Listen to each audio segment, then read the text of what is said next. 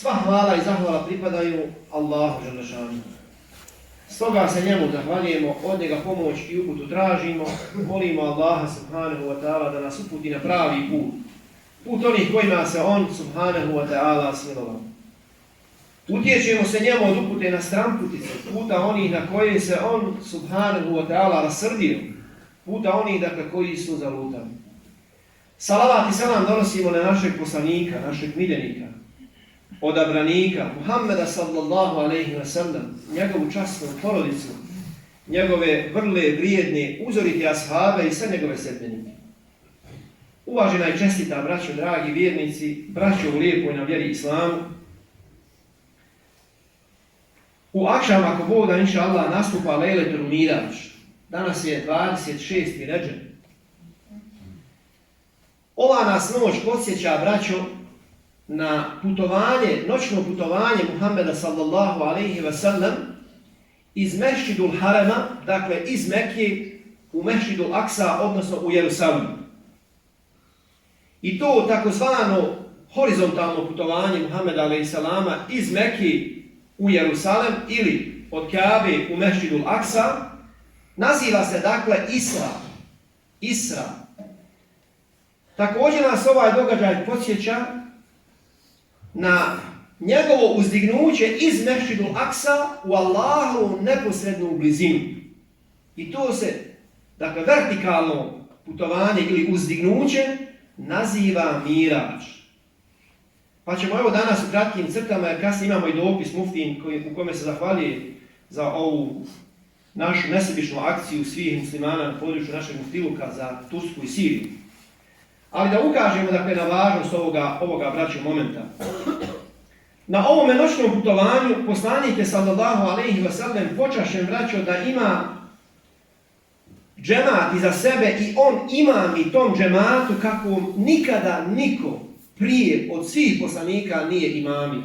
I nije mu ukazana takva počast. Naime, dolaskom u Mešidul Aksa, u onu džamiju tamo u Palestini, koju svaki dan možemo vidjeti i gledati šta se od nje radi i kako se muslimani tamo proganjaju, maltretiraju i tako dalje. Zato je ona svijeto mjesto muslimana. Dakle, kad je došao poslanik u tu džamiju, bio je imam, predvodio je džema, a džema su mu bili svi Božji poslanici od Adema a.s. pa do Isa. I to je jedna posebna počast koju je Allah počastio svog poslanika Muhammeda sallallahu alejhi ve sellem ili našeg poslanika sallallahu alejhi ve sellem. Na tom noćnom putovanju, braćo, prije uzdignuća u te više nebeske sfere, Melek Džebrail, koji je bio saputnik Božjem poslaniku, ponudio je poslaniku izbor. I on mu, braćo, nudi da izabere. Nudi mu, dakle, izbor između prolaznog i vječnog. Izbor između pravog i krivog puta. Između istine i laži. Poslanik sallallahu alejhi ve sellem naravno ne bira on vino. Bilo mu je ponuđeno vino. I poslanik neće odbija dakle vino koje je inače simbol kratkotrajnog uživanja, prolaznog uživanja. Jer vidite, ljudi bježaju od problema napisa. A kad se probudi još gori. Jer je samo u tom besesnom stanju, pijenom stanju mislio da je probleme riješio, a on nije samo odložio par sati dok se ne rastrijezni. I bude mu fino dok pije. Zato je to nazvano kratkotrajno uživanje. I ono je simbol prolaznosti ovoga svijeta, na kojem ima dosta tih uživanja na dunjalku, ima dosta. Ali nažalost oni su sve prolazni. Sva su prolazni. I poslanik odbija to, ne uzima vino, nego uzima mlijeko. A ponuda je bila mlijeko i vino. I poslanik uzima mlijeko koje svojom bijelinom simbolizira čistoću. Koju svojom ljepotom, mirisom i hranjivošću simbolizira ono što je dobro, što je korisno u svakom smislu te riječi. Ono simbolizira čistoću islama i svih njegovih propisa, a posebno propisa naredbe i zabrane u islamu, koja se odnosi na sve ljudi. I on dakle uzima mlijeko. ova putovanja i to što je poslanik vidio na Israu i Miražu, braćo, i mi spominjemo naravno s razlogom, kako bismo i sami po tim znamenjima život svoj uskladili. Kako bi nam, dakle, ona bila putokaz na ovom dunjalu, prolaznome, dakle, svijetu. Puno je ovih poruka Isra i Miraža, ali evo danas ćemo se bazirati na njih par koje su za nas možda najvažnije ili bitnije. Naučili smo iz Isra ili Miraža da kad god, braćo, budemo u mogućnosti da nešto biramo, kad smo pred izborom nečega, a čovjek je, dakle, slobodno biće, insan ima slobodu izbora i stalno se insan opredjeljuje za nešto, bira, odlučuje između nečega. Hoće li ući u neki posao ili ne, hoće li nešto kupiti ili ne, šta će, kuće i kako će. Stalno je pred nama neka vrsta izbora. Jer je, dakle, čovjek ima slobodnu volju. Uvijek, dakle, treba insan da bira ono što je vrijedno, što je korisno. I to ne samo na ovome svijetu, nego što je korisno kako na ovom, tako i na budućem svijetu. A ne nikako ono što će nam donijeti samo kratkotrajno dunjaluško uživanje ili korist. Uvijek se odlučujemo za ono što je dugotrajno ili ono što je vječno i donosi korist kako ovdje, tako na budućem svijetu. Dakle, jednom riječju, nemojmo žrtvovati vječno za prolazom. O događajima Isra i Mirađa Allah Đelešanuhu govori u suri Nedžm, braću, pa kaže Allah Đelešanuhu ovako: približio se pa nadnio, blizu koliko 2 luka i bliže, što nam govori o toj blizini u koju je Božji poslanik došao, u neposrednu Allahovu blizini, da je osjetio njegovo prisustvo tačno tu. Dakle, to nam Allah ovim ajetom kaže: približio se pa nadnio, blizu koliko 2 luka i bliže. Pa dalje u istoj suri Allah kaže: Džibrila je po drugi put vidio kod Sidretul Munteha, kod kojega je džennesko prebivalište. Kod te sidri, takozvanog graničnog stabla, od kojega ni Melek Džebrail nije mogao dalje, nego je poslanik sam nastavio. Poslanik je Džibrila tu vidio drugi put, u njegovom stvarnom i pravom liku. Prvi put kad mu je došla objava i kad mu je donio prvi ajet objavi, tad ga je vidio u njegovom pravom liku. I drugi put, evo kako kaže Allah u ovom ajetu, drugi put ga je tu vidio kod sidri. Vidio ga u tom njegovom stvarnom liku, a Melek Džebrail ima 6000 krila. I kad ih raširi, potpuno zakloni obzor. I poslanik ga je samo 2 puta vidio, dakle, prilikom prve objave i tu kod sidri. Osim što je poslanik alejhi selam, braćo, znamenja vidio, on je, dakle, ummetu sa ovog mirađa donio poklone. Donio poklone koji su neprocjenjive vrijednosti. Naš razum, ograničeni razum, nije uopšte u stanju da spozna kolika je vrijednost tih poklona. Muslim, braćo, od Ibn Mes'uda bilježi: poslanik je na mirađu dobio 3 stvari ili 3 poklona. 5 vakata namaza. Zadnja 3 ajeta sure Bekare, to je ono što stalno učimo Amen na Rasulu. I naravno šefaat, mogućnost zauzimanja za svoje ummete, za svoje stanje. Dakle, došao nam je Božji poslanik sa mirađa, donio nam hedije, a prva od njih je namaz. I to ne 1, nego 5. A prvobitno je bilo propisano 50. Pa je Musa, ali sam, da sad ne gubimo vrijeme, rekao: vrati se, moli da smanji, neće li oni moći, pa je se nekoliko puta poslanik vraćao, dok Allah nije smanjio na 5 i rekao da se njegova riječ ne mijenja. To je samo u stvari broj smanjen da mi lakše izvršimo, ali nagrada je ostala ista.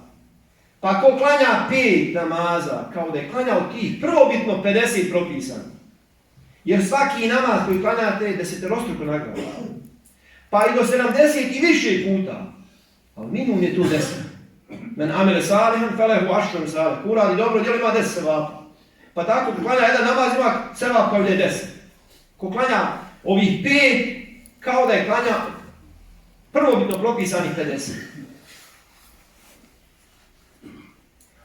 Iz tog, braćo, čitamo poruku da čovjek, braćo, želi li se uzdići, mora klanjati. Pazite dobro, svi propisi u islamu naređeni su na zemlji. Nakon što je Muhammed a.s. primio objavu i kad su krenuli propisi, svi su oni naređeni ovdje na zemlji. Samo je namaz naređen, propisan ili evo darovan na nebesima. Dakle, kad je Allahov poslanik bio kod Allaha u neposrednoj blizini, kod Arša, on mu daje hediju namaz. Propisuje namaz. Šta nam to govori? Da ukoliko se mi želimo uzdići u tako visoko, moraš klanjati. Dostići tu duhovnu snagu da se u namazu uzdigneš. I čovjeka spusti svoje lice na zemlju. U stvari priznaje veličinu Allahovu i može se samo tako uzdići. Nažalost, neki ljudi misle da je uzdizanje kad digne glavu visoko pa nikog ne vidi. Uzdizanje je kad dosegneš taj nivo pobožnosti, koncentracije u namazu, da se uzdigneš u Allahovu neposrednu blizinu. Jer je u stvari namaz miraž vjernika. Namaz smo dakle dobili, braćo, i tu ne jedan nego 5, kako smo već kazali. Ako čovjek zaista želi biti dakle sposoban nositi se sa svojim životnim izazovima, nužno ili mora, braćo, da krene stazom vlastitog uzdignuća, da krene na svoj vlastiti miraž, odnosno da redovno obavlja namaz. Redovno, pa kad može u džamiji, kad ne može, može kod kući. Namaz nije ograničen ni vremenom ni prostorom. Nema mjesta gdje ne možeš klanjati. Osim naravno, zna se tamo gdje čistoća ne dozvoljava. Ali dakle, u kući, u džamiji, u avionu, u autu, u bolnici, na njivi, u šumi, samo klanjati. Nema odgađanja. Nema odgađanja. Jer ti nikada ne znaš koji će ti namaz biti posljednji ili kaže, aj kad idem kući, možeš doći kući. Ja sam spominjao ovdje s Mimberiji, možda je nezahvalno, ali evo tu je radi ibreta, tako mi Allah, radi ibreta. Moj rahmetli brat je išumio, kad dovorio traktor, krenuo u kući, stao na putu, abdestio i klanjao kindiju, jer vidi akšame ne može stići kući. 100 metara nakon toga poginuo. Jer je vidio, ne možem stići kući akšame, gotovo. A i kindiju ko propusti kao da su mu, propali su mu poslovi taj dan. I abdesti se tu na vodi, klanja i kindiju na traktor, ni 500 metara nije išao i poginuo. Dakle, vjernik mora imati svijest o tome. U autu si ne znaš na koja krivina te čeka nešto. Ne, ja ću kad dođem, ja ću kasnije, nama se ne odgađa. Vidite da on propisan na nebesima. On je najveći poklon nama. I to je ono s pomoću čega ćemo ući na ispit kod svoga gospodara. Bez toga teško. Zato je posebna poruka Isra i Miraža taj nama braća. Također je poklon bio šefat. A to je mogućnost da se Muhammed a.s. zauzme za nas kod Allaha, braćo draga. To je počast našemu ummetu. Zato je, braćo, vrlo važno. Ko bude dostojan tog šefata, on će biti, braćo, lišen tog iščekivanja. I on će zasigurno ući u ženu. Jer će se Muhammed s.a.v. zauzeti za njega. Za sve nas, naravno. Sam treba biti, dakle, dostojan tog šefata, tog zauzimanja poslanika za svoje sljedbenike.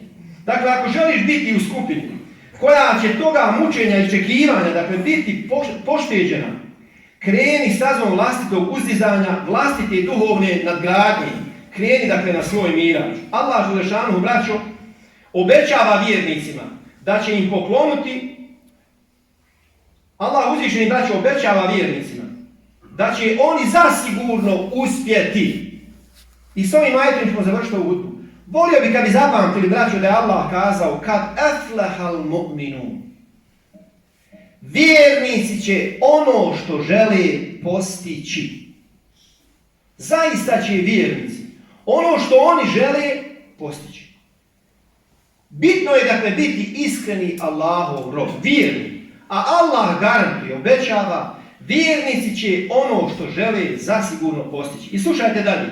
Oni koji namaz obavljaju i koji ono što ih se ne tiče izbjegavaju, i zekat daju, i bluda se klone, i o emanetima povjerenim im brigu vode, i namaz svoj na vrijeme obavljaju, oni su dostojni nasljednici koji će džennet naslijediti i u njemu vječno boraviti.